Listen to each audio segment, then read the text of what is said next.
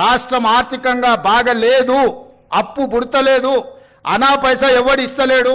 ఎవరినైనా కలవడానికి పోతే బ్యాంకర్లు దొంగలను చూసినట్టు చూస్తున్నారు తెలంగాణ రాష్ట్ర ప్రతినిధులను.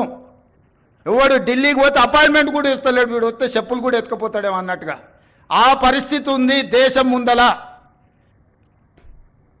అప్పు పుడితే నేను కూడా ఏదో ఒకటి చేసి తెచ్చిచ్చేటను, అప్పు పుట్టట్లేదు, ఎవడు బజార్లో నమ్మడం లేదు.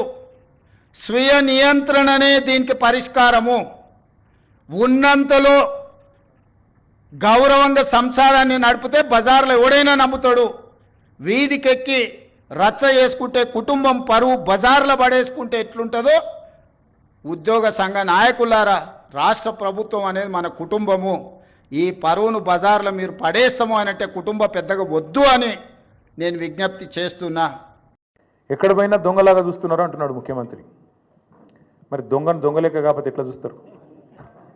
దొంగను దొంగలెక్కనే చూస్తారు. నోట్ల కట్టలతో దొరికిపోయిన దొంగను ఖచ్చితంగా దొంగనే అంటారు, దొంగనే చూస్తారు. ఒక విశ్వసనీయత లేని ఓటుకు నోటు దొంగను కాంగ్రెస్ అనే ఒక ఎర్రి పార్టీ గుడ్డిగా నమ్మి సీఎం చేసింది, కానీ ఖచ్చితంగా దేశంలో మిగతా వాళ్ళు మాత్రం నమ్ముతలేరు.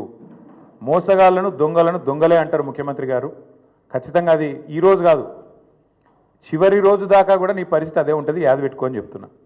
తప్పు చేసింది దొంగ చేతికి తాళాలిచ్చి కాంగ్రెస్ పార్టీ, రాహుల్ గాంధీ గారు.